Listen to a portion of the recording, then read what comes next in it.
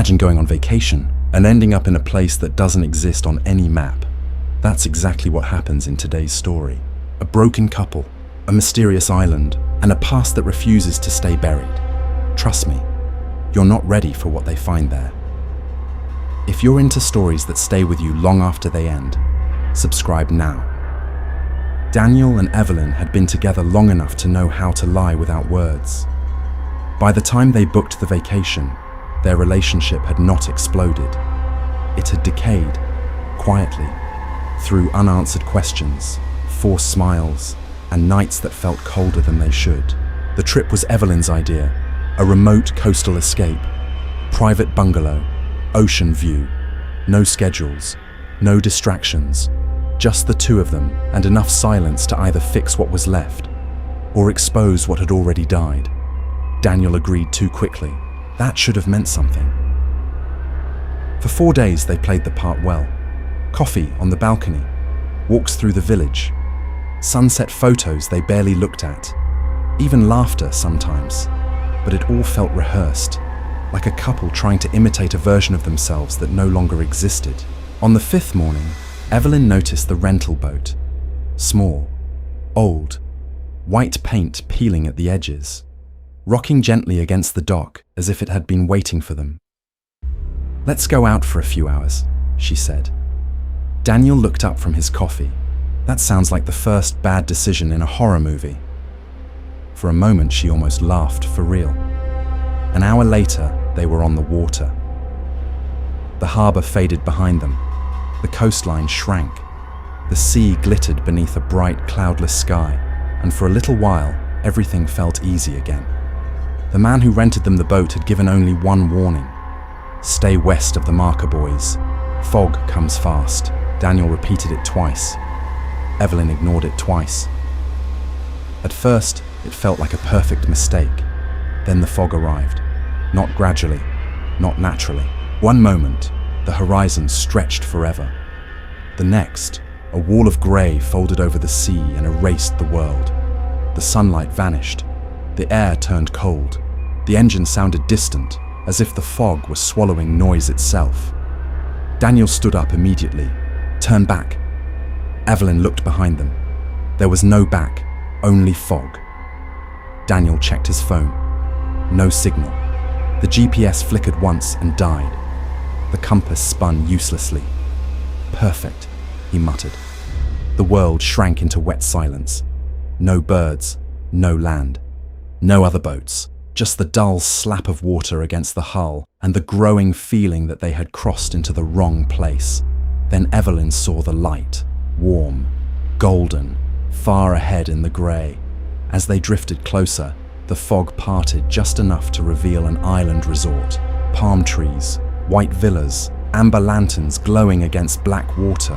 It looked private, luxurious, beautiful, and completely impossible. "That's not on the map," Daniel said. Evelyn whispered, "I don't care. It's land." They brought the boat to the dock. No one greeted them. No music played. No voices carried through the air. Only the knock of wood against the hull. Then they saw him. An older man standing at the end of the dock. Silver hair. Pale linen suit. A smile so calm it felt rehearsed. "Welcome," he said. Evelyn stepped forward. "We got lost. We need a phone or a radio." The man nodded gently. "You must both be exhausted." Daniel frowned. "What island is this?" The man smiled. "A place of rest." That was the first answer that felt truly wrong. He introduced himself as Victor and offered them a room for the night. The island itself was beautiful in a way that felt staged. Stone walkways lined with lanterns, a pool reflecting the dark sky, villas glowing with warm light. There were other guests too. A woman by the pool, staring into nothing. An older man slowly turning an empty glass in his hand. A young couple sitting side by side without speaking. None of them reacted to Daniel and Evelyn. It was as if the island had been expecting them. Their room was already prepared. Fresh clothes on the bed, food on the table, cold water in crystal glasses. Everything waiting, everything perfect, too perfect. Daniel checked the room phone. Dead. He checked the lock, the windows, the bathroom. Then he said, "We leave at sunrise." Evelyn walked to the balcony and looked out over the beach below. "If this place lets us," she whispered.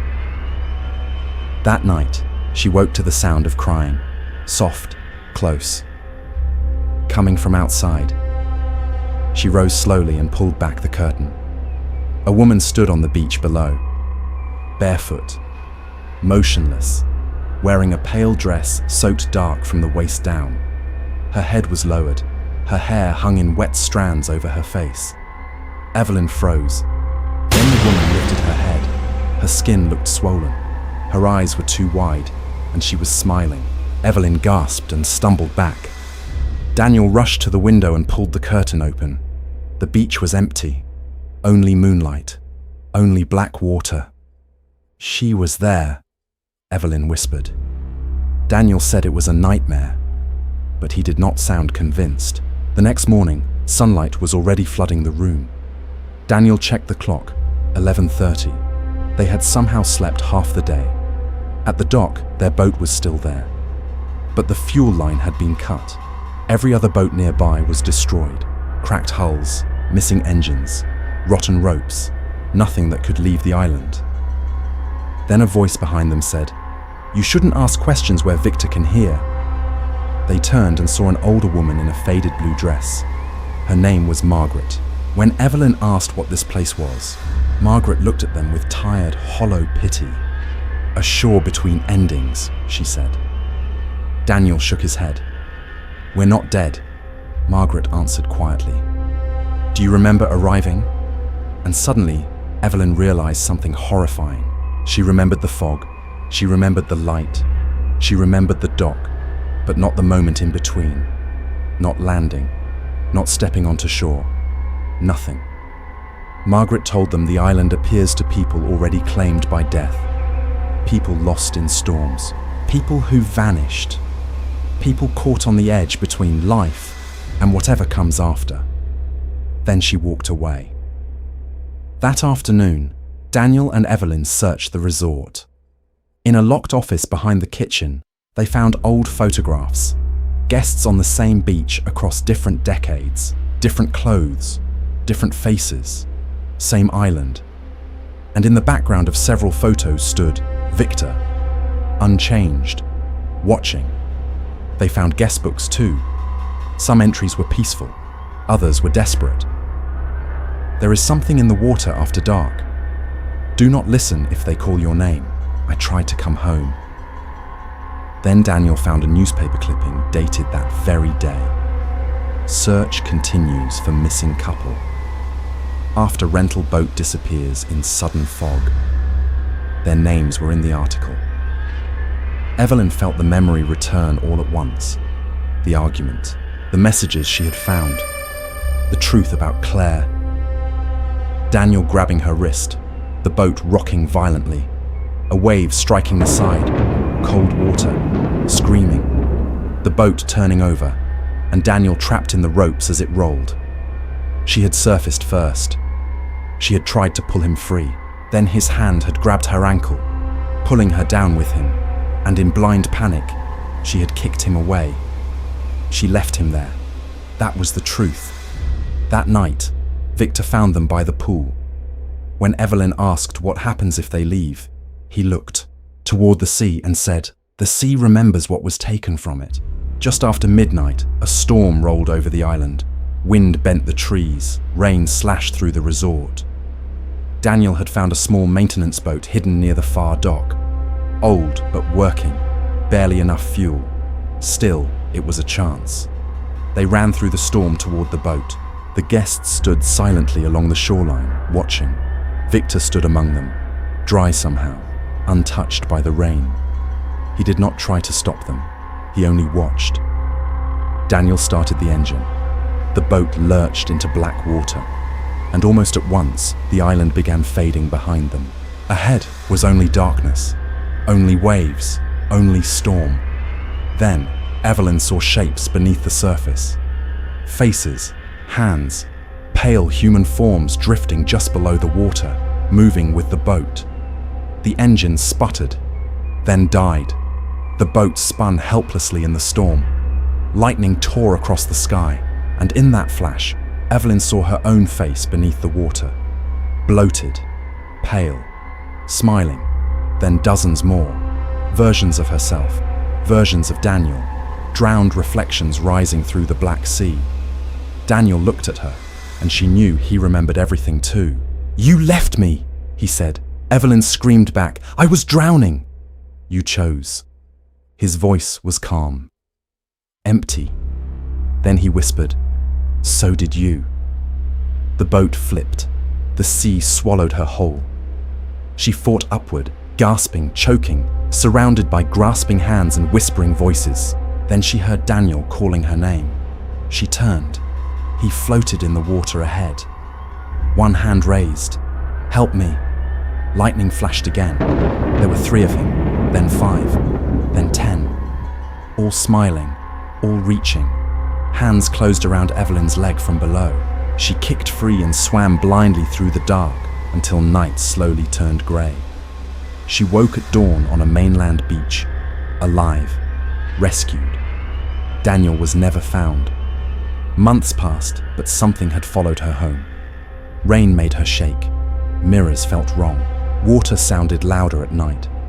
Still, she searched for the island. No map showed it. No satellite recorded it. No one had ever heard of it.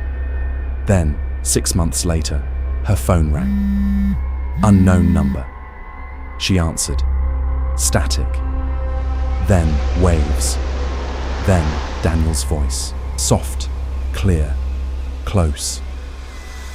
"Evelyn." Her hand began to shake. "I found the island again," he whispered. She could barely breathe. "Daniel, where are you?" For a moment, there was only the sound of the sea. Then he said, "It wasn't waiting for the dead," a long pause. It was waiting for the guilty. Her mug slipped from her hands and shattered on the floor. Then Daniel whispered one final sentence. "Check the bedroom closet." The line went dead. Evelyn stood frozen. The closet door at the end of the hallway was slightly open.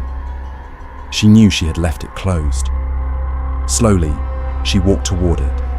Inside, hanging neatly among her clothes, was Daniel's shirt from the day they vanished. Still torn, still stained, still dripping black seawater onto the floor. Beneath it was a white hotel room key, gold letters, Island View, Villa 9. Then Evelyn saw the message written in wet fingerprints across the mirror. "You were never meant to leave." She turned. Daniel was standing at the end of the hallway, not drowned, not ruined, just Daniel, pale, still, smiling with a sadness that did not belong to the living. For one impossible second, Evelyn felt relief. Then his smile stretched wider and wider until his jaw cracked open far beyond anything human. Black seawater spilled from his mouth. The walls began to blister, paint curled, peeled, salt crept across the ceiling like a spreading infection. Water leaked from beneath every door. Evelyn ran. She lunged for the front door, grabbed the handle, and tore it open.